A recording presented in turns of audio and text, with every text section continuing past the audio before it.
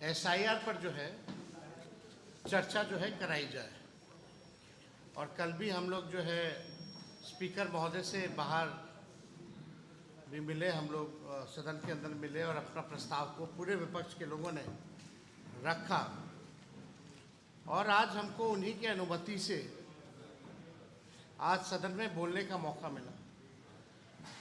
हम लोगों ने अपनी बात को रखा एसआईआर को लेकर के, चाहे टाइमिंग का सवाल हो या डॉक्यूमेंट का सवाल हो, या जो बिहार के लोग जो पलायन करके दूसरे राज्य कमाने खाने गए हैं उनकी जहाँ तक बात हो, या जो इलेक्शन कमीशन का कल लगभग 55 लाख लोगों का उन्होंने अनुपस्थित पाया, या सुप्रीम कोर्ट में जो इलेक्शन कमीशन ने हलफनामा जो दिया उसको लेकर के हम चर्चा कर रहे थे, अपनी बात को रख रहे थे। बहुत पीड़ा हुई देख करके कि सत्ता पक्ष में जो लोग हैं, कुछ लोग बड़े बड़े पद पे बैठे हुए मंत्री हैं, डिप्टी सीएम हैं, इतनी हल्की राजनीति करना उनको शोभा नहीं। और अध्यक्ष जी ने कहा था कि हर दल के लोगों से वो बुलवाएंगे, यानी जाहिर सी बात है कि सत्ता पक्ष को भी मौका मिलता अपनी बात को रखने का। लेकिन कुछ लोग हल्की राजनीति करने वाले लोग सदन की गरिमा को गिराने का काम करते हैं। अगर आप पूरा देखें तो अध्यक्ष महोदय ने डिप्टी सीएम को भी फटकार लगाई, कई मंत्री को भी फटकार लगाई कि सदन का संचालन का काम उनका है या नीचे बैठे हुए डिप्टी सीएम या मंत्रियों का है। हम तो अनुमति से बोल रहे थे, लेकिन डिप्टी सीएम का कमेंट आता है जो विजय सिन्हा है, जिनको कुछ आता जाता नहीं है, बकवास करने में दिलचस्पी रहती है, हाईलाइट कैसे रहे, कैमरे के सामने बस कैसे बने रहे, खबरों में कैसे रहे, दिन भर उनका काम इसी पर है। और उनका बयान आता है कि यही बोलता रहेगा, खैली कितना बोलेगा, क्यों बोलने दिया जा रहा है। इस तरह का बयान कितना अमर्यादित है। सदन में अगर विपक्ष का नेता नहीं बोलेगा तो बोलेगा कौन? सवाल अगर विपक्ष नहीं पूछेगा तो जवाब कौन देगा, जब सवाल ही नहीं पूछे जाएंगे तो। और हम सब लोगों को लगता था कि भाई सब पॉलिटिकल पार्टी अपनी राय को रखेगी एसआईआर को लेकर के, तो बात वहाँ उखड़ करके आई। आप लोगों ने अगर गौर किया होगा तो कि हमने कहा कि सूत्रों पर ये दोनों उप मुख्यमंत्री जो हैं बयान देने लगते हैं। इन लोगों ने बयान दिया कि भाई बांग्लादेशी हैं, फर्जी वोटर हैं, नेपाल के हैं, म्यांमार के हैं।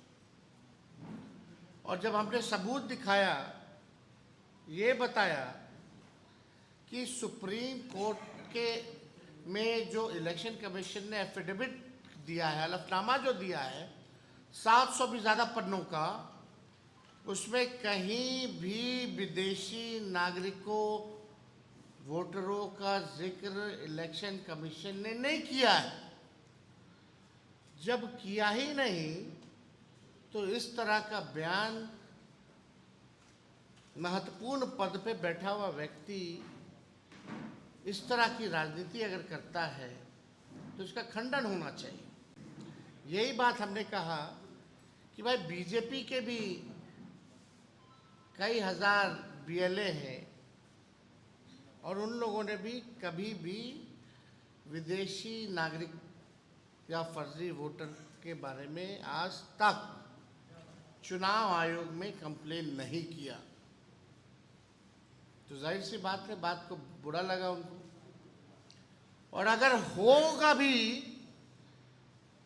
तो 2005 से सरकार किसका है 25 तक, 11 साल से प्रधानमंत्री कौन है?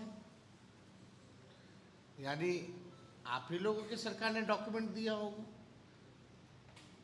तो उन्हीं लोगों के पास जब कोई जवाब नहीं है तो कुछ ना कुछ करके सदन में हंगामा करा करके आज का जो एसआईआर पर जो हम लोग चर्चा कर रहे थे इसको बाधित किया गया।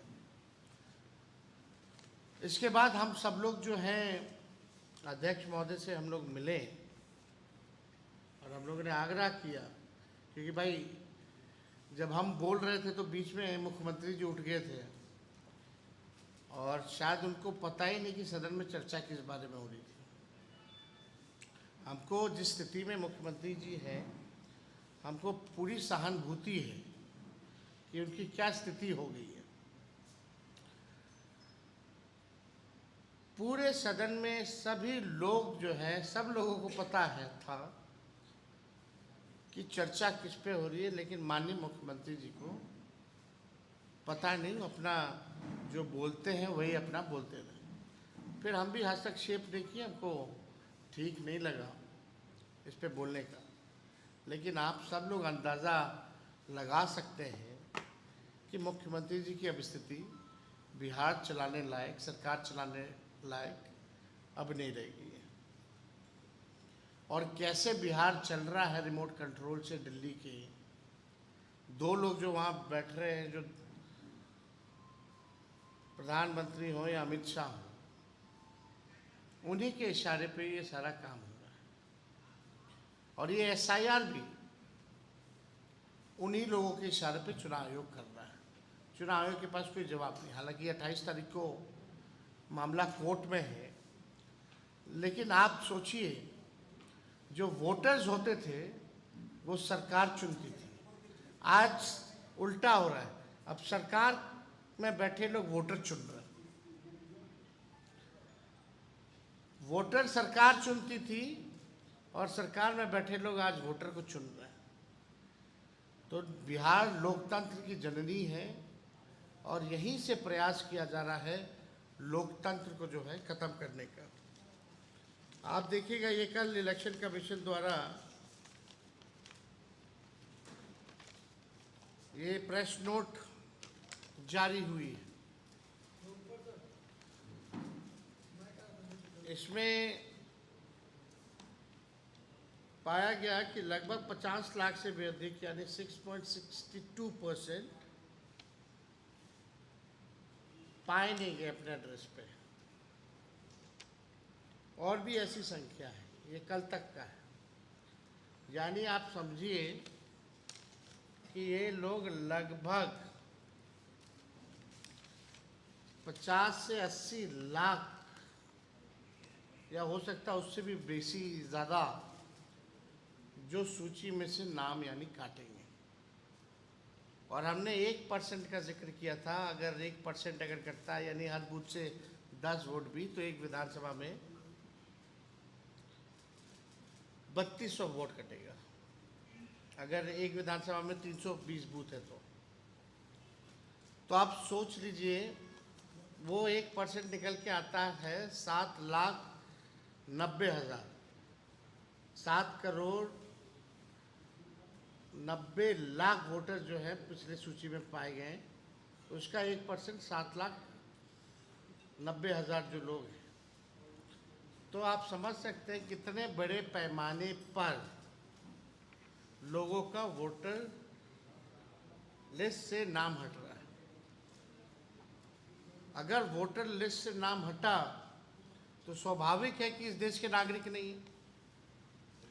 जो नागरिक है उसको तो संविधान ने अधिकार दिया वोट देने का, और नहीं रहेगा तो आप समझिए कि जो कल्याणकारी योजनाएं हैं सरकार की, चाहे पेंशन हो, राशन हो, और उनके जो डिप्टी सीएम हैं, खुरपाती डिप्टी सीएम, उछल कूद में खाली विश्वास करने वाले, वो क्या क्या बोल रहे। अगर भाई वीरेंद्र जी ने जब हमको अगर टिप्पा टिप्पणी करके अगर डिप्टी सीएम बोला कि कैसे बोल रहा है, क्यों बोल रहा है, क्यों बोलेगा, तो भाई वीरेंद्र जी ने तो ठीक ही जवाब दिया। किसी के बाप का थोड़ी है सदन, ये सदन जनता का सदन है, जनता के लिए है, तो इसमें आपत्ति की क्या बात है। उनका नाम के बाप का थोड़ी है सदन। ये सदन जनता का सदन है, जनता के लिए है, तो इसमें आपत्ति की क्या बात है। उनका नाम तो नहीं लिया इन्होंने, ना उनके पिताजी का नाम लिया। तो जो इन्होंने कहा उसमें कोई गलती नहीं थी। नेता विरोधी दल बोल रहा है, अध्यक्ष महोदय समय दे रहे हैं, तो who is he to speak? वो कौन होते हैं कि सदन को सलाह दें कि कौन कितना बोलेगा नहीं बोलेगा। और हम धन्यवाद देना चाहते हैं स्पीकर महोदय को कि उन्होंने भी डिप्टी सीएम को जो है लताड़ने का काम किया, फटकार लगाने का काम किया सदन में। अगर वो फुटेज आप लोगों के पास होगा तो जरूर वो चलाइए। और बाहर जाकर के कूद कूद के मीडिया में बयान दे रहे होंगे कुछ भी उल्टा सीधा। भाई जब मुख्यमंत्री बोल रहे थे तो आप हमको देखे होंगे, हम शांति से उनकी बात को सुन रहे थे और सहानुभूति हो रही थी कि बात चल रहा है कुछ, कह रहे कुछ। लेकिन एक सदन की गरिमा है, सदन के नेता अगर कुछ बोल रहे हैं, और जब नेता विरोधी दल और जब सदन के नेता मुख्यमंत्री बोल रहे हैं तो बीच में क्यों टपक रहे भाई? कोई मतलब है क्या? तो हमको लगता है कि जो आज सदन में हुआ वो नहीं होना चाहिए। और इतना गंभीर मुद्दा 14 करोड़ बिहार के लोगों के अस्तित्व पर चर्चा हो रही थी और इन लोगों ने अपने हल्केपन से जो है आज का जो बहस था बर्बाद करने का काम किया। लेकिन हम लोगों ने आग्रह किया है अध्यक्ष महोदय से कि अभी भी कोई दल, मेरे को भी बोलने का पूरा मौका नहीं मिला, बीच में ही जो है मुख्यमंत्री बोलने लगे, फिर ये तमाशा हो गया। तो हम लोगों ने आग्रह की है कि भाई हम सब लोगों को, हर दल के लोगों को कम से कम अपना पक्ष राय इस लोकतंत्र के मंदिर में देने का अधिकार बनता है। बाकी सब तो बिल तो पास हो ही रहा है। तो बेहतर होगा कि सदन की कार्रवाई भी ढंग से चले। लेकिन इससे महत्वपूर्ण क्या हो सकता है हम लोगों के लिए, जनप्रतिनिधियों के लिए, कि आपके वोटर जिससे जो आपको चुनता है अब वो चुनने लायक नहीं रहेगा तो क्या मतलब है हम लोगों का। तो ये गंभीर मसला था। आज हमने भी कहा कि भाई हम लोग भी चुन के आए वही वोटर लिस्ट से, प्रधानमंत्री भी बने हैं, मुख्यमंत्री भी बने हैं वही वोटर लिस्ट से, तो क्या सब फर्जी था क्या? तो ये बात हम लोगों ने रखा। तो हमारे कांग्रेस के साथी हैं, लेफ्ट के साथी हैं, आप लोगों के समक्ष बात रखेंगे और कर लीजिए। और हो गया बोलिए। सम्मानित मंचासीन हमारे सभी नेतागण, हमारे तेजस्वी यादव जी अधिवेशन कमेटी के अध्यक्ष, और तमाम यहाँ उपस्थित हमारे इलेक्ट्रॉनिक्स मीडिया के सम्मानित साथी हैं। देखिए, ये आज के घटनाक्रम है, ये इस तरह से लगातार हम लोग सदन के नेता स्पीकर साहब से हम लोग लगातार प्रयास कर रहे थे कि वोटर पुनरीक्षण का जो मुद्दा है बिहार के अंदर, उसमें करोड़ों करोड़ गरीब जनता का नाम वोट देने से वंचित होने वाली है। हम लोग लगातार प्रयास कर रहे हैं कि सदन के अंदर हेल्दी विमर्श हो और उस पर सरकार अपना पक्ष रखे और विपक्ष भी अपना पक्ष रखे। बहुत ही प्रयास से तेजस्वी यादव और तमाम हम लोग इंडिया गठबंधन के तमाम पार्टनर, लगातार प्रयास का फल हुआ कि आज सदन में विपक्ष के नेता तेजस्वी जी का बोलने का अवसर मिला। और अवसर मिलने के क्रम में जो महामाहौल पैदा किया गया, ये विशुद्ध रूप से सत्ता पक्ष के लोग ध्यान भटकाने वाली प्रवृत्ति से ओतप्रोत थे और वो नहीं चाहते थे कि एसआईआर पर वोटरों के नाम कटने की विमर्श सदन के अंदर विपक्ष जनता तक पहुंचा पाए। उसी के कड़ी में सदन के अंदर सत्ता के पक्ष के लोग सारे ध्यान को भटकाने के लिए, सारे मुद्दे को डाइल्यूट करने के लिए, सदन को गरिमा को तार तार करते हुए उन्होंने ध्यान भटकाने का काम किया। माननीय मुख्यमंत्री का सदन का नेता होते हैं और विपक्ष के नेता अपनी बातें शुरुआत कर ही रहे थे कि सदन के नेता आदरणीय मुख्यमंत्री जी ने अचानक से बीच में खड़े होकर, जबकि उनको स्पीकर जब चाहेंगे मौका दे सकते थे, लेकिन जो गरिमा की बात हम लोग के तरफ से हो रही है उसमें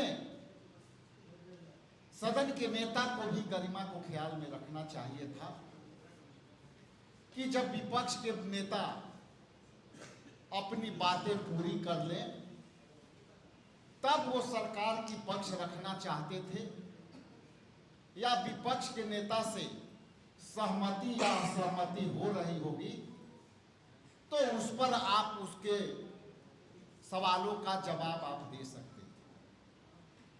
लेकिन जिस तरह से मुख्यमंत्री ने जो सब्जेक्ट से हटकर हंसुआ के ब्याह में खुरपा के गीत गाने लगे और सारा एसआईआर के मुद्दा भटक गए और उस मुद्दे को सत्तासीन डिप्टी सीएम ने पूरी तरह से सदन के गरिमा को तार तार करते हुए स्पीकर साहब के बार बार माना करते हुए स्पीकर साहब के शब्द सह टिप्पणियां यदि अगर कहूं तो वो टिप्पणियां में स्पीकर साहब ने कहा कि आप उप मुख्यमंत्री होते हुए आप हंगामा कराना चाहते हो, आप बैठो। और इसके बाद भी वो जब उप मुख्यमंत्री नहीं बैठे तो स्पीकर साहब ने कहा कि बैठिए, सदन मैं चलाऊंगा, आप नहीं चलाओ। उसके बाद भी एक और मंत्री ने जो है उस तरह से इंटरप्ट किया और अंत में स्पीकर साहब ने दावा चोरी के मुद्दे को डाइल्यूट करने के लिए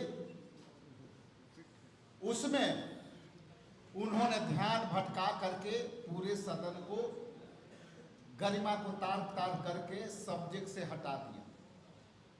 हमारा मुद्दा और इंडिया गठबंधन का मुद्दा संविधान में दिए गए वोटरों का अधिकार के मुद्दा है, आगे भी रहेगा। और 2 बजे के बाद 2 बजे जो सदन जब चलेगी तो हम देखते हैं कि हमारे नेता प्रतिपक्ष और तमाम हमारे इंडिया गठबंधन के पार्टनर को अपनी पक्ष रखने का मौका मिलता है कि नहीं मिलता है। और ये लड़ाई इंडिया गठबंधन वोटरों के जो नाम काटने का परंपरा शुरू हुआ है उसको हम लड़ाई जारी रखेंगे। आज के लिए इतना ही, बहुत बहुत धन्यवाद। महबूब भाई एक मिनट इनको बोल ले, बहुत बहुत शुक्रिया। ऑन